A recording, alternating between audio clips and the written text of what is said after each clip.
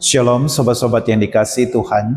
Jumpa lagi dalam kabar sukacita yang sempat vakum beberapa waktu karena saya sedang sakit. Dan saat ini puji Tuhan kondisi saya semakin sehat dan semakin baik. Sobat-sobat yang dikasihi Tuhan, jika kita memegang sebuah uang dan uang itu kita remes dia dan kita buang ke depan kita, saya yakin dan percaya pasti akan ada banyak orang akan memungut uang itu meskipun sudah diremas. Karena apa? Uang itu masih berharga.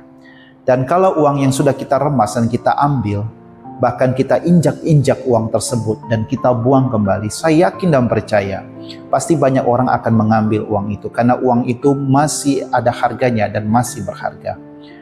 Dan berikutnya, uang yang sehabis kita buang itu, kita robek dua dia dan kita lemparkan ke depan. Saya yakin dan percaya masih banyak orang akan mengambil karena uang yang robek itu masih bisa diisolasi, dilakban kembali dan masih bisa dipakai dan karena masih berharga. Sobat-sobat yang dikasihi Tuhan, dan itulah manusia. Manusia itu ibarat seperti uang. Meskipun hancur, remuk, bertubi-tubi, bahkan rusak sekalipun, di mata Tuhan manusia tetap berharga. Tuhan masih mencari manusia yang berdosa dan tergantung manusia sendiri mau membiarkan dirinya ditemukan oleh Tuhan atau tidak. Tetap manusia di mata Tuhan adalah sangat berharga. Maka itu Tuhan tetap mencari orang-orang berdosa. Sobat-sobat yang dikasihi Tuhan, dalam Injil hari ini Yesus memanggil muridnya yang berdosa, yaitu orang Lewi, pungut cukai. Dalam Injil Matius disebut sebagai Matius. Dalam Injil Markus tidak disebutkan namanya sebagai orang Lewi, disebutkan sebagai Matius, tetapi disebut sebagai orang Lewi pungut cukai, dan itu adalah Matius. Pertanyaannya, mengapa Yesus selalu memanggil orang-orang berdosa? Sobat-sobatku yang dikasihi Tuhan, karena orang-orang berdosa ini adalah target utama dari Tuhan Yesus Kristus. Upah dosa adalah maut, upah dosa adalah kematian. Setiap orang yang berbuat dosa sebenarnya harus meninggal, harus mati sebenarnya, harus mati di hadapan Tuhan. Karena upah dosa adalah maut. Dan lawan dari maut kematian adalah kehidupan. Karena Allah tidak mau makhluk ciptaannya manusia ini mati karena maut, maka itu dia mengambil daging manusia keluar dari dirinya, yaitu dalam bahasa teologi dilahirkan, mengambil daging menjadi manusia yang kita kenal sebagai Tuhan Yesus Kristus, dan Allah Bapa di surga memanggil itu sebagai anak. Dan Tuhan Yesus tahu bahwa dagingnya ini akan dipersembahkan untuk kurban penebus salah, kurban penebus dosa, untuk menetralisir dari maut tersebut, dari kehidupan melawan kematian. Maka itu menjadi netral dan manusia pun bisa kembali hidup. Tuhan Yesus mencari orang-orang berdosa, karena itu target utama dari Tuhan Yesus. Dan apa yang terjadi? Ketika Tuhan Yesus datang memanggil Lewi, Matius pungut cukai, banyak pungut cukai datang akhirnya ke rumah Matius dan makan bersama dengan Yesus. Dan disitulah banyak terjadi pertobatan. Yesus memanggil orang berdosa karena bagi dia orang-orang ini adalah target utama dan ini sangat berharga di mata Tuhan.